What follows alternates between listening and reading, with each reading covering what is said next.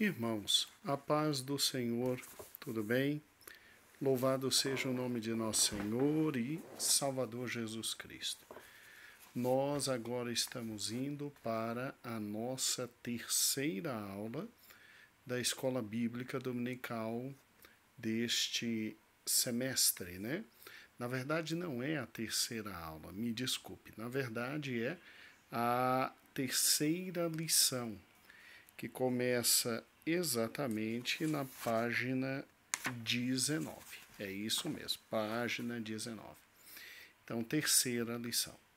Agora nós vamos ver como que a reforma chega à França. E aqui, obviamente, o título Brilha a luz na França, brilha a luz na Hungria, né? Colocamos juntos França e Hungria. Só que aqui há um elemento muito interessante para o nosso conhecimento, meu amado irmão. Que elemento é esse? É a questão relevantíssima de que, por incrível que pareça, a reforma ela não atingiu a França como ela poderia ter atingido. E aí o que acontece? Bem, a França, ao contrário da Alemanha e ao contrário da Suíça, não se tornou um país eminentemente protestante. Houve um repúdio por parte da população, né? E eu creio que não só a população, mas com certeza as lideranças que infelizmente estavam ligadas, né? Estavam ligadas ao papado e a toda a força que vinha de Roma, e infelizmente a reforma que tinha tudo para ir muito bem na França, ela recuou de forma terrível. Mas é óbvio que ficam lições esplendorosas da parte de Deus para a nossa vida. Esta lição, que é a lição número 3 da nossa revista, a partir da página 19, Brilha a luz na França, nós vamos dividir em duas aulas. Porque o conhecimento aqui é muito grande, muito precioso. Extremamente precioso, extremamente fundamental. Então, nós daremos duas aulas. Já fiz o PowerPoint direitinho para você ministrar a aula.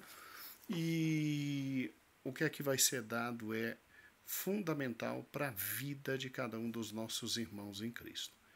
Vamos então, por gentileza, ok. Como é que tudo começou na querida França? Como tudo começou? Vamos então para o PowerPoint preparado e acho que você vai gostar muito de tudo aquilo que nós fizemos visando a sua aula. Estou virando aqui, a imagem vai ficar excelente para você e na hora da escola bíblica dominical vai ser uma coisa muito bonita. Bem, aqui eu coloquei o mapa da Europa. Deus quis que a luz do Evangelho brilhasse em primeiro lugar na Europa. E realmente, só recordando, veja comigo, tudo começa ali na nossa querida Alemanha. Viu o sol da reforma brilhando? Pena que eu não encontrei um sol amarelo. Se você conseguir, coloque no seu PowerPoint, né? Aí é lógico que da Alemanha a luz da reforma brilha em toda a Escandinávia. Começando aqui na Dinamarca, bem pequenininha ali, tá vendo? Olha lá, o sol era para o sol aparecer, isso apareceu. Indo agora para a Escandinávia todinha, aqui em cima, ó, tá vendo? Então, o sol brilha na Noruega, na Finlândia, na Dinamarca e, obviamente, chegando até a longínqua Islândia. Quando o sol brilha aqui, Deus, ao mesmo tempo que atua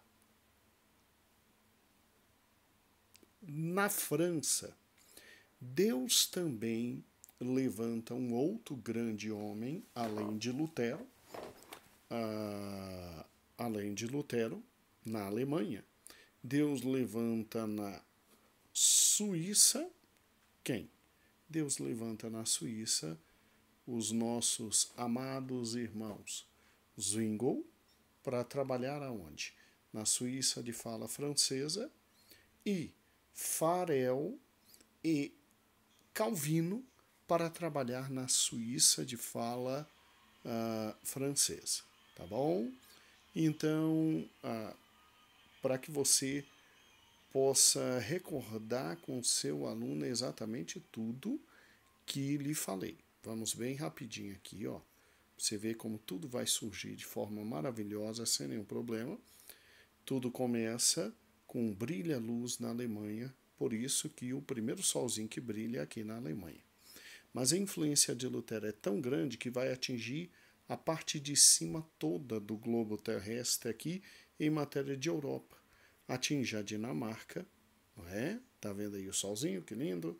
Atinge a querida Suécia, Noruega e Finlândia, e atinge lá no finalzinho, lá o solzinho aparecendo, atinge a Islândia. Atinge a Islândia. Ao mesmo tempo que Deus trabalha abençoando o povo alemão e todo o povo nórdico ali da Escandinávia, Deus também abençoa os irmãos da Suíça e, olha que lindo, a cruz chega à Suíça de forma decente. A Suíça se divide na parte alemã, como nós estudamos, e ali um homem enorme, Zwingli, né, é usado por Deus, e outro homem enorme, não menos menor, Calvino, é usado na parte francesa. Ulrich Zwingli na parte alemã, Calvino na parte francesa. Agora, Deus não deixaria, obviamente, de abençoar aqueles amados irmãos que resolveram se adiantar um pouquinho na reforma, são chamados de radicais, e resolveram tomar as decisões que Lutero e que Calvino não estavam querendo tomar, nem Zwingli, e é lógico que eles fogem e são depois arrebanhados, protegidos e abençoados por Menon Simons. Se lembra dele? E daí surgiu a igreja não só luterana, não só reformada com Zwingli, não só calvinista e reformada com Calvino, mas também a igreja menonita, tá certo? Porque Menon Simons foi o homem responsável pela parte de Deus para cuidar dos anabatistas. Agora, veja que o evangelho então se expande de forma muito forte pela Europa. E é óbvio, quem estava faltando ser atingido? Amados irmãos, aqui está a nossa querida França. A França, então, também foi atingida pelo Evangelho.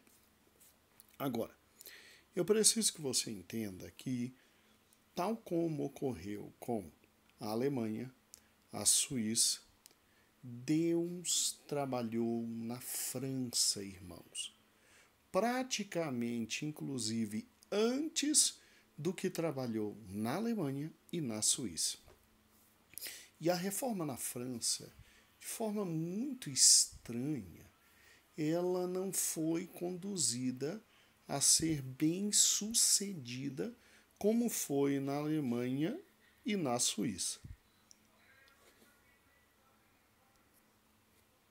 Quem Deus usou na França? Bem, o nome do grande reformador francês, pelo menos no primeiro momento histórico, foi Jacques Lefebvre, ok? Jacques Lefebvre, o nome dele é Jacques Lefebvre d'Étaples, exatamente de Étaples, que significa a cidade de onde ele veio. Daí acresceram ao nome dele a palavra Étaples, que é exatamente de onde ele veio, mas o nome é Jacques Lefebvre. Jacques Lefebvre, ele foi simplesmente um dos maiores reformadores de todos os tempos. E é incrível como os livros de história da igreja não trazem esse personagem de forma fantástica como ele merecia ser tratado. Esse homem aqui, amados pastores, que nasceu em 1455 e que viveu até 1536, esse homem simplesmente, ele é um homem que está na mesma posição, se não maior, que Lutero, Zwingli e Calvino. Acho que talvez você nunca tenha ouvido falar de nosso irmão em Cristo, Jacques Lefebvre, mas este homem foi o homem que Deus levantou para conduzir no início a reforma na França. Veja que homem fantástico foi Jacques Lefebvre. Primeiro, ele foi o grande precursor da reforma protestante na França, né?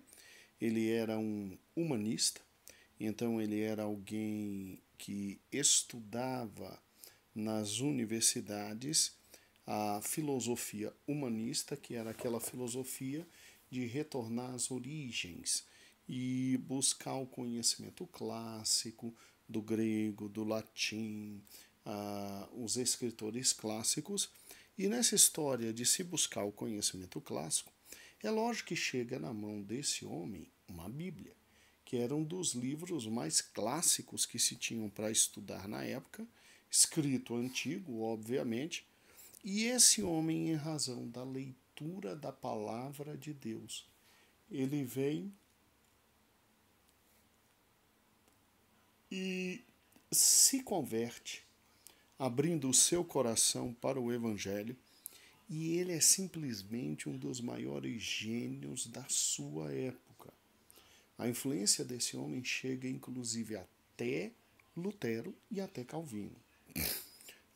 Para que você tenha uma ideia, ele era doutor em teologia e professor na Universidade de Paris, nada mais nada menos que a grande Universidade Sorbonne, né, em Paris, e ele lecionava filosofia e matemática. Em 1512, para você se situar historicamente, 1512, quando Lutero está viajando para Roma, porque não sei se você se recorda, 1512 Lutero estava entre os agostinianos, ele já tinha passado por aquela tempestade que teve medo e o fez largar o curso de direito e ir virar padre, virar sacerdote. E aí o seu superior, Staupitz, ele envia Lutero até Roma para que Lutero conhecesse Roma e para que se pudesse discutir algumas coisas em nome de Staupitz ali em Roma.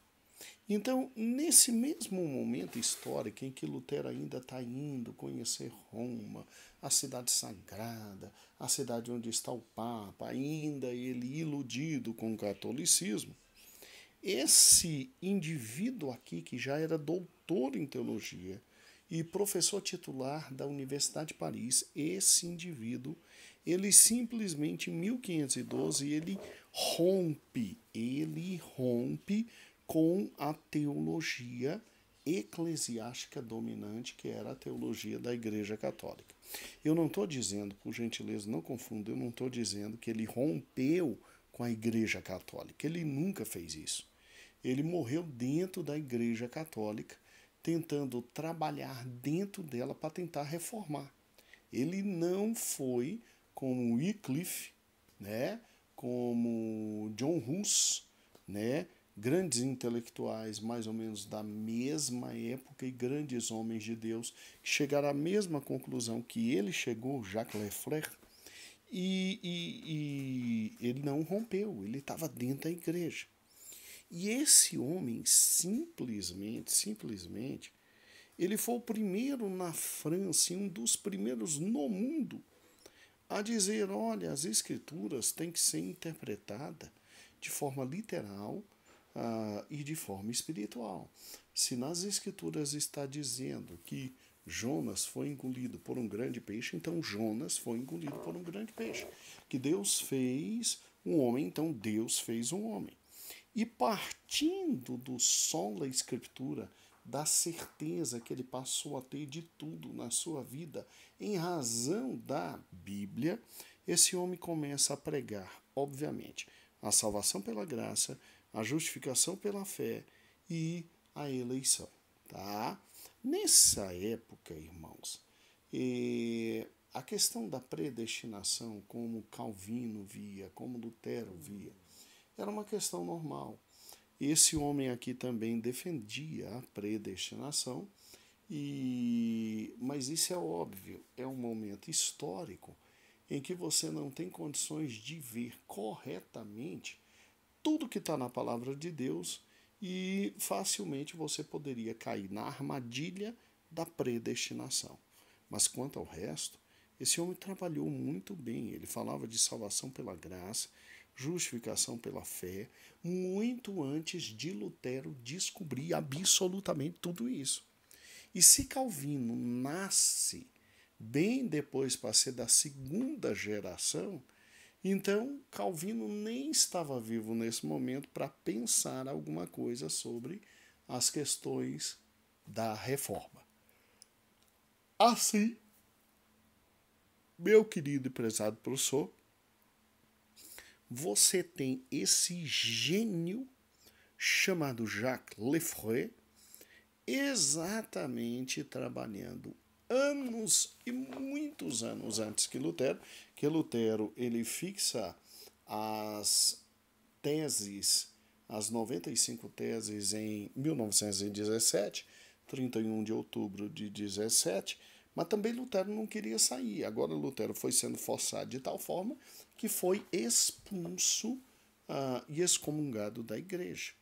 Agora, é óbvio que muito antes de Lutero, Jacques Lefleur já tinha sido instruído na palavra de Deus sobre todos os erros que a Igreja Católica Romana vinha fazendo. Então, esse homem, com certeza, vai influenciar Lutero. E Lutero, em resposta, vai influenciar a França, obviamente, com seus grandes escritos. Veja que em 1520, os textos de Lutero são difundidos dentro da França, e você tem, então, desde 1512, gente levantada por Deus para fazer a luz do Evangelho brilhar na França. Então, quando os escritos de Lutero chegam, a França já está inundada com conhecimento que este grande professor da Universidade de Paris, a querida Sorbonne, né, ele já estava ensinando, porque quando ele rompe, ele começa a pregar abertamente em sala de aula, principalmente nas aulas de filosofia, o Evangelho. E olha, ele trouxe uma revolução na França, irmãos, que foi uma coisa fantástica. Como produto do trabalho desse homem, que plantou o Evangelho na França de forma muito grande, forte, tenaz e maravilhosa, como você, obviamente, ouviu no vídeo que te passei, a gente vai usar só metade do vídeo para esse domingo, a outra metade a gente usa no outro domingo.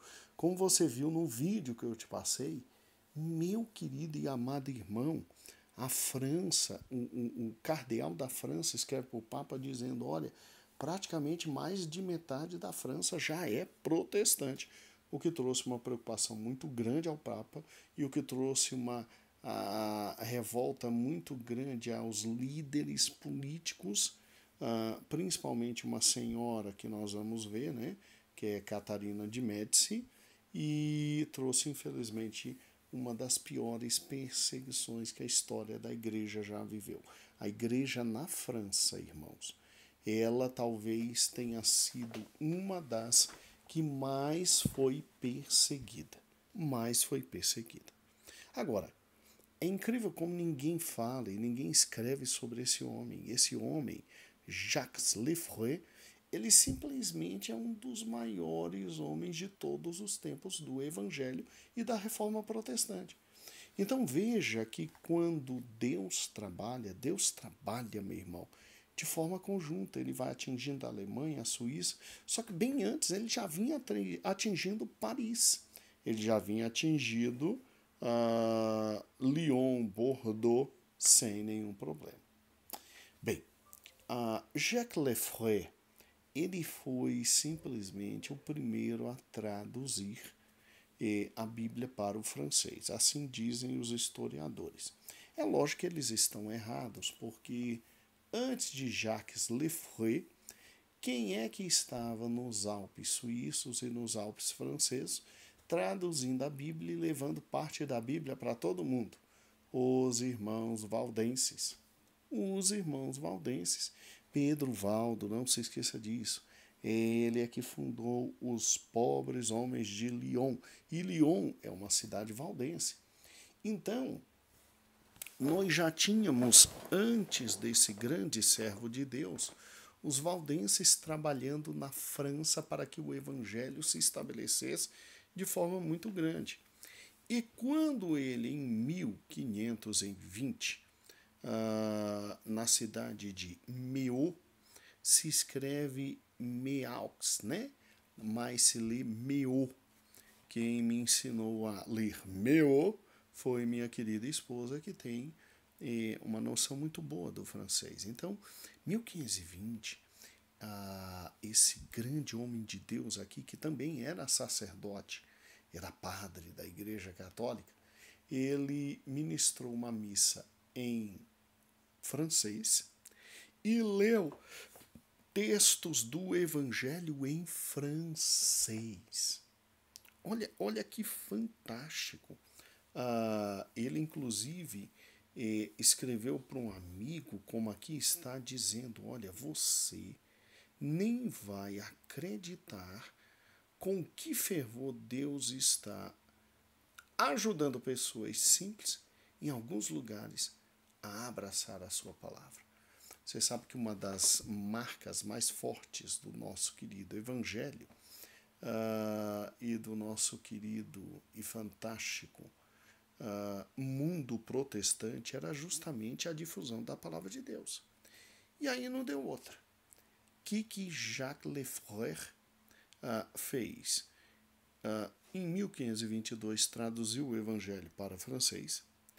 Em 1523 ele traduziu todos os demais livros do Novo Testamento, distribuindo inclusive o Novo Testamento em francês. Mais de 1.200 cópias foram rapidamente distribuídas. A fome do povo pelo Evangelho sempre foi muito grande, irmãos. Em 1524, ele simplesmente já tinha traduzido todos os livros do Novo Testamento, conseguiu botar junto e distribuir o Novo Testamento para muita gente.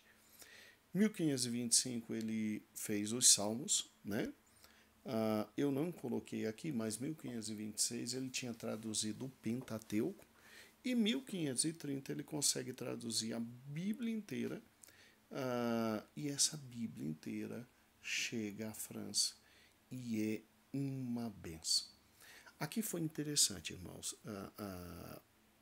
Porque se você parar e pensar, quando Jacques Lefebvre ele começa a traduzir, começa a divulgar suas ideias na igreja onde ele era padre e começa a divulgar suas ideias em Sorbonne nas suas aulas, é lógico que isso ia chegar ao Papa e isso ia trazer problemas muito sérios. Que o diga John Hus, né, simplesmente reitor da Universidade de Praga, né, ali na Boêmia, hoje chamada Tchecoslováquia, foi queimado. Agora, Jacques Lefebvre, ele contava ainda bem com o auxílio e o amparo do rei da França na época, chamado Francisco I. Francisco I era protestante, ele queria divulgar o evangelho? Não.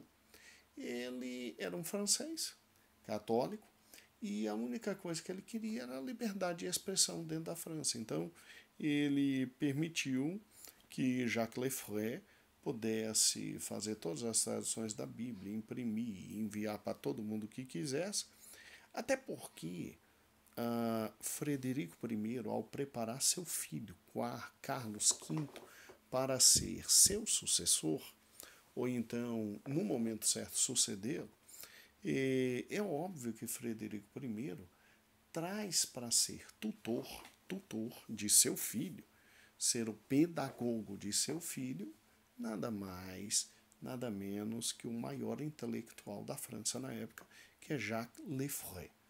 E aí, em contribuição, em alegria e retribuição, é lógico que o rei francês Francisco I impede que este grande homem de Deus vá para a forca ou então seja queimado vivo pela Igreja Católica, lhe dando proteção. Agora vamos ver as ideias desse homem. Aqui eu preciso que você, com muita calma, coloque no PowerPoint e vá lendo com a igreja e vá mostrando a coincidência da ideia desse homem e dos pensamentos desse homem com toda a reforma protestante. E o teu aluno vai ficar embasbacado ao saber que antes mesmo de Lutero se levantar, Deus já estava usando na França Jacques Lefebvre. Olha que interessante, ó, sola escritura. Olha o que ele dizia: sabemos que os homens e suas doutrinas não valem nada. Meu Deus do céu, falar isso na época do Papa, a menos que sejam confirmadas e apoiadas pela palavra de Deus. É Jesus Cristo, e Jesus Cristo é tudo. Ele é totalmente humano, totalmente divino, e ninguém vale nada sem ele. Em nenhuma palavra de homem tem nenhum valor, exceto em sua palavra. Então, olha a primazia da escritura que Jacques Lefebvre ele praticamente diz: a escritura é o centro de absolutamente tudo, e tudo só vale na medida em que a escritura é confirmada. Vamos juntos, ó. E olha esse segundo texto que interessante. Lefebvre adverte contra a confiança no Jesus de Quaresma, pregando dívidas da igreja e capuzes de monge. Olha que interessante. Essas coisas o quê? Os jejuns da Quaresma. Essas coisas não são comandadas pelo ensinamento de Cristo, que é a Escritura. O que ensina que devemos prestar atenção para a nossa salvação, para a graça, para a misericórdia de Deus, e não para muitas outras coisas que podem ser mais supersticiosas que religiosas. Cara, você falar isso na época em que ele falou, tem que estar muito cheio do Evangelho. Tem que estar muito cheio do Evangelho. Agora vamos juntos, ó. Quem então é a pessoa que não comprovará uma coisa correta e consistente com a salvação para ter este Novo Testamento na língua das pessoas? O que é mais necessário para a vida não é a vida deste mundo, mas a vida eterna. É, na verdade, essencial tê-lo, tratá-lo com referência, tê-lo no coração e ouvi-lo, ter o que? O Novo Testamento. Não apenas uma vez, mas regularmente na Assembleia de Jesus Cristo, que são as igrejas onde todas as pessoas simples e aprendidas devem se reunir para ouvir e honrar a santa palavra de Deus. Então, ele simplesmente coloca a palavra de Deus no centro. Coloca a palavra de Deus no centro.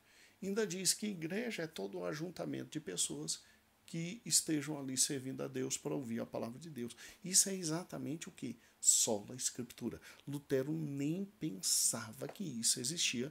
Jacques Lefebvre já estava falando disso. Calvino nem era nascido. Zwingli, coitado, não sabia dessas coisas. E simplesmente Jacques Lefebvre já estava ensinando tudo isso na França. Olha como Deus faz. Olha que Deus fantástico.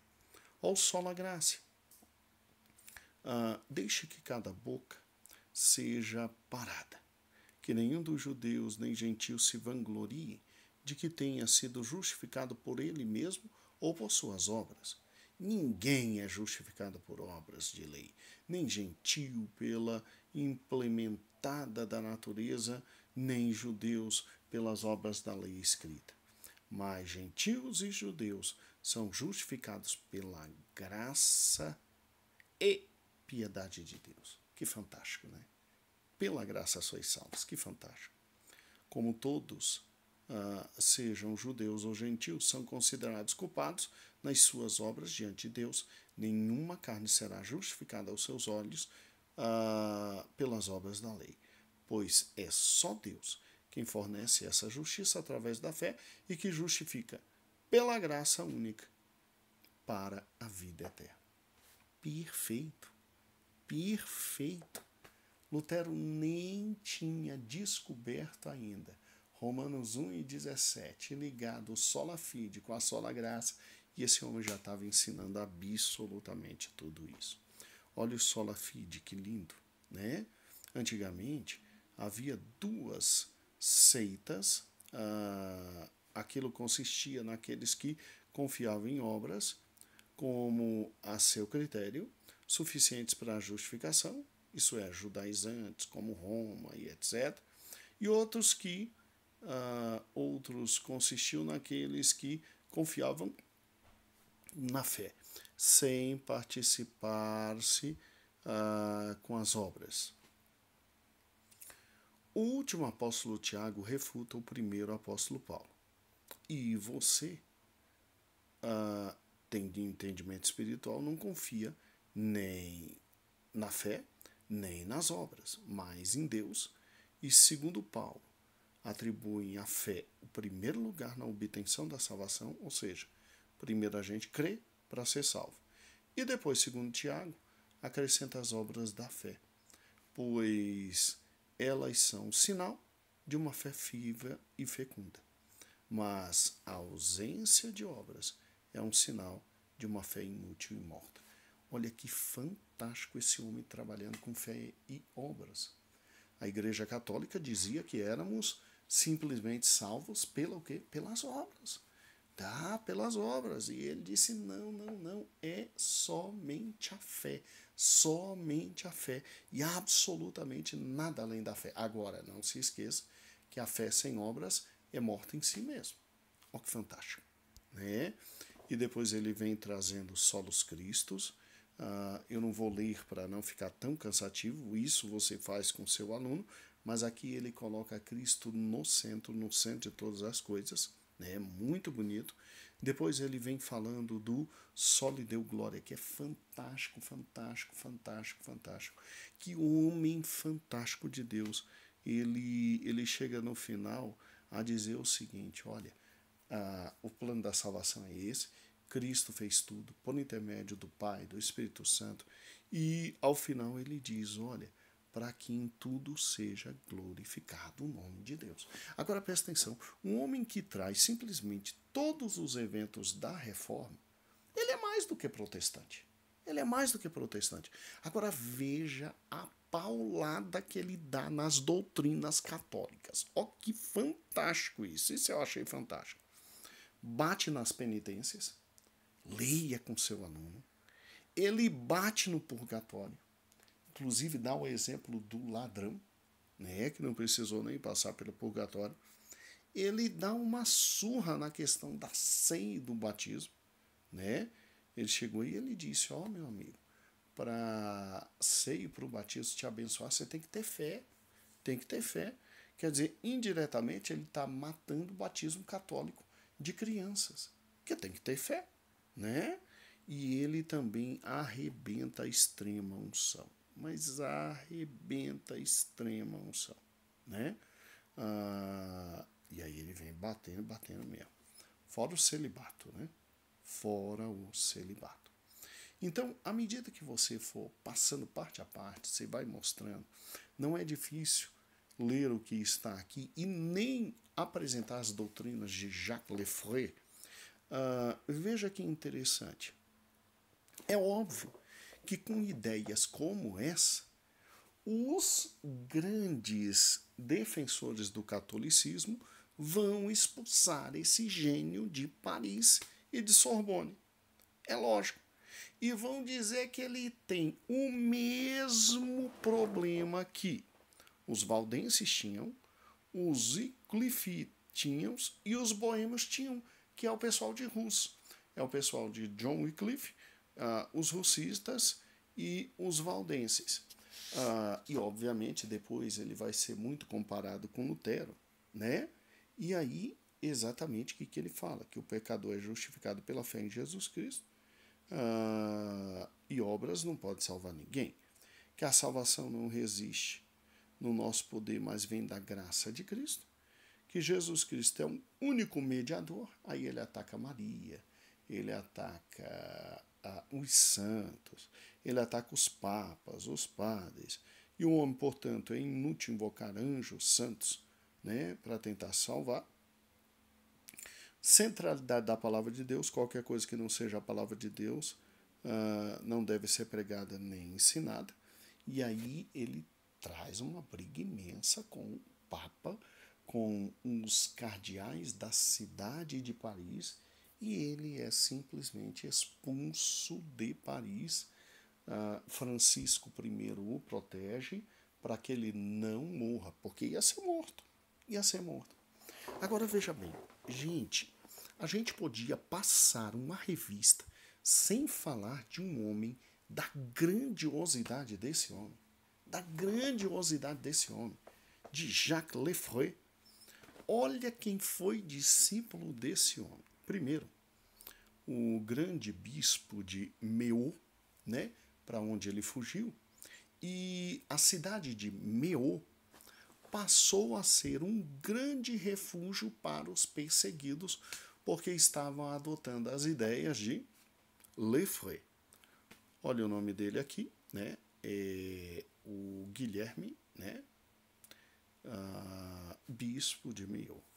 Agora, ó que fera. Vamos ver se você reconhece esse indivíduozinho aqui. Quem é que foi um dos grandes reformadores que já estudamos e que fundou igrejas reformadas em Montpellier, Neuchâtel, Lausanne, Angers e Genebra? Quem foi? Ninguém mais, ninguém menos que Guilherme Farel. Guilherme Farel. Esse grande homem que inclusive botou a mão na cara de Calvino e disse: ou você fica, ou Deus vai te pegar na esquina, né? E Calvino teve medo e acabou de ficar. Esse homem foi discípulo, foi aluno de Jacques Lefroy. Por isso que ele sai como grande evangelista, simplesmente ganhando cantões suíços para quem? Para Cristo. Para Cristo. Você tem inclusive a noção de quanto Farel deve a Lefroy. E eu coloquei um texto aqui que peço que você leia com seu aluno, porque é um texto lindo de Farel, falando muito bem deste grande ícone da reforma que é Lefroy. Tá bom? Que é Lefroy. Lê com seu aluno. Outro discípulo de Lefroy. Acho que você não sabe quem é esse aqui, né? Esse é o primo de Calvino. Alguns historiadores dizem que ele foi responsável diretamente lutou pela salvação de Calvino. Então, o senhor um grande poliglota, Pierre Robert de Olivetan, ele simplesmente foi outro grande discípulo de Jacques Lefray, e inclusive ele, influenciado por Jacques Lefray, traduziu a Bíblia também para o francês. Jacques Lefray traduziu e ele trouxe uma tradução bem mais popular, mais simples e inteligível da Bíblia para o francês. E assim como William Tyndale foi para a Inglaterra na tradução da Bíblia, Lefray foi o homem que comandou a cabeça de Olivetan para traduzir a Bíblia para o francês e distribuir muito mais. E aí é óbvio que explode completamente o evangelho ali na França. Para quem não sabe, Lefray influencia Lutero de forma muito grande com seus escritos. Basta lembrar que Lutero, quando era monge jovem e desconhecido, lia bastante os escritos de Lefray. E quando Lutero notou que Lefray ele simplesmente expunha de forma clara, direta, objetiva, Lutero passa a ter, além da influência de Lefray, que tinha comentários maravilhosos dos livros da Bíblia, passa a ter contato com as ideias reformadas. E ele passa, obviamente, a entender muito mais tudo aquilo que Deus já lhe tinha esclarecido pessoalmente. É muito interessante esse texto aqui, e se você puder ler com seu aluno vai ficar assustado, vai dizer, meu Deus do céu, mas como é grande esse tal de Lefray. Olha a influência dele com Lutero. Agora pense, um homem de uma capacidade mental extraordinária, um homem de uma capacidade de ensinar melhor ainda, um grande mestre, um grande doutor, um grande conhecedor, alguém que fez uma revolução muito grande, trouxe o protestantismo, praticamente ele foi quem deu o início do protestantismo na França. E esse homem, além de tudo, ele é um homem meigo e amoroso. Olha o testemunho que dão sobre ele. Calvino, quando se mandou de Paris em 1533, porque quase morreu, então ele saiu fora de Paris, né, fugindo. Ele passa por Estrasburgo e ele tem acesso ao querido Picard d'Étaples, ou seja, ele tem acesso a Lefray. E esse disse a Picard de Neyon. Quem é Picard de Neyon? Picard de Neyon é Calvino, tá? Ou seja, o grande de Noyon, onde Calvino nasceu. E Picard de Etaples, o grande de Etaples, é Lefray, que nasceu em Etaples. Lefray olha para ele e, profetizando, diz que ele seria usado por Deus como instrumento para estabelecer o reino de Cristo na França. E sim, foi uma verdade. Por incrível que pareça, até hoje os franceses devem o evangelho a Calvino, esse grande homem de Deus. E quem primeiro olhou para Calvino e disse isso foi Lefray. Quem registrou isso foi o auxiliar de Calvino. Lutero não tinha um auxiliar, Melanchthon. Calvino tinha um auxiliar, Teodoro de Beza, né? E ele registrou isso. Olha que interessante. Óbvio que Lefray teve que fugir de Paris. Ele foi a Estrasburgo visitar outro grande reformador Martin Butzer, e Butzer falava que Lefray era simplesmente o homem mais piedoso possível que ele já conheceu. Piedoso, homem que vivia de acordo com a palavra, homem amoroso, homem tranquilo, homem extremamente pacífico. Agora, olhe esse testemunho do Wolfgang, né? Wolfgang, esse grande reformador alemão que foi muito importante para Lutero. Ele ajudou muito Lutero. Agora, Wolfgang, esse grande erudito, ele disse que de Lefray, né, um homem adorável, erudito e piedoso, cujo espírito sincero, temperado por uma genialidade adequada à sua idade, expõe com graça e acaricia os mistérios da fé. Então, era grande demais Lefray. Era enorme Lefray. Lefray era um expositor da palavra extraordinário. E veja que o solo francês tem tudo para que o evangelho cresça, porque ele foi sempre salpicado com sangue de valdenses, sempre identificado com a palavra vinda por parte dos valdenses. E Deus agora simplesmente pega o maior intelectual da época e diz: vou usar para difundir minha palavra. E sai Lefray, né? E o indivíduo ainda é meio amoroso, né? Para você ter uma ideia, os ex-alunos dele, né? E eles chegavam também a dizer e comentar e escreveram, inclusive o que Lefray falava de Lutero e do carinho que ele tinha por Lutero. Ele sabia que Lutero lia os escritos dele. Olha o que Lefray disse. Ele olhando para os seus alunos de forma linda e maravilhosa, ele dizia o seguinte, que os cumprimentava, que achava-os dignos de viver em sua companhia, que era feliz por viver com seus alunos, e ainda dizia também Lutero que se alguma vez vier ao seu caminho.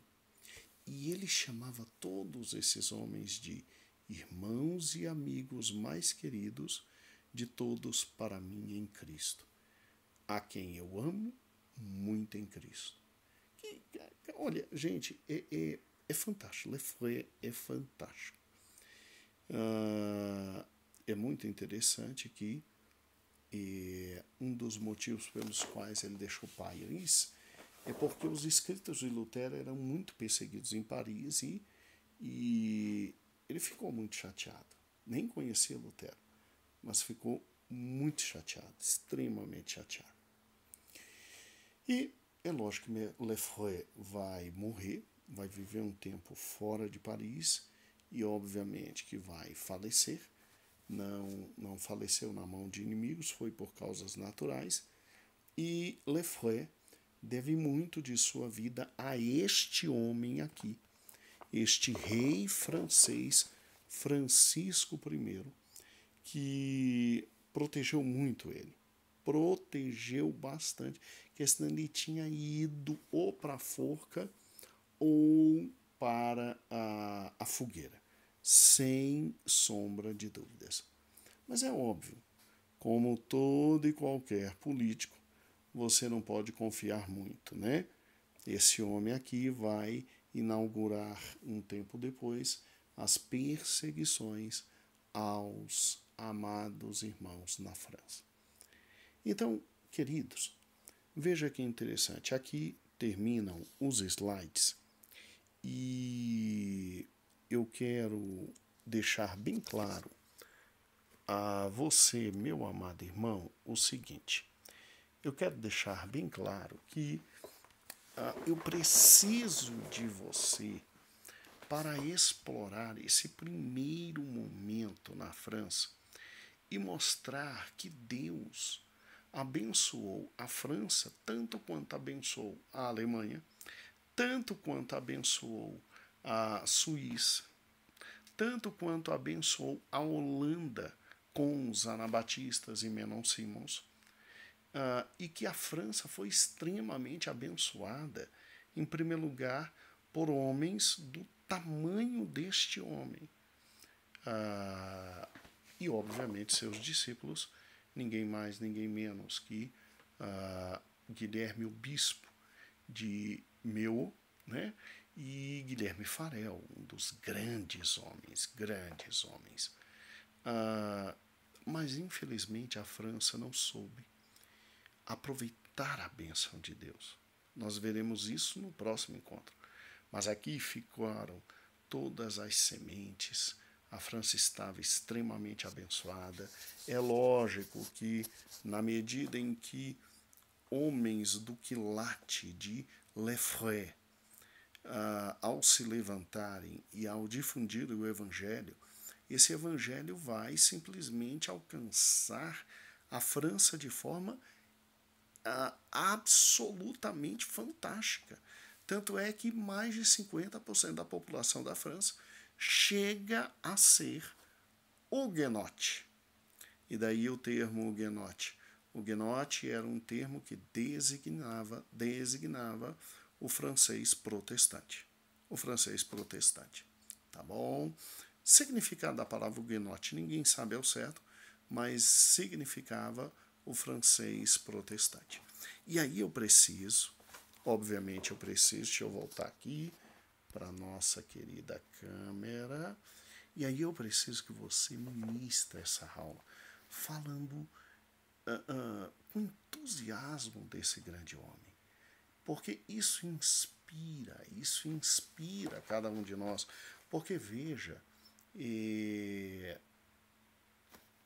Lefray, ele simplesmente estava lecionando na mais importante universidade existente no mundo, que era a Universidade de Paris. Era a universidade de onde saíam os grandes teólogos católicos romanos, né? Então, Paris era um centro fundamental para onde?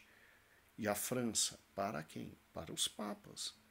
E ali Deus levanta esse homem simples, amoroso, mas corajoso.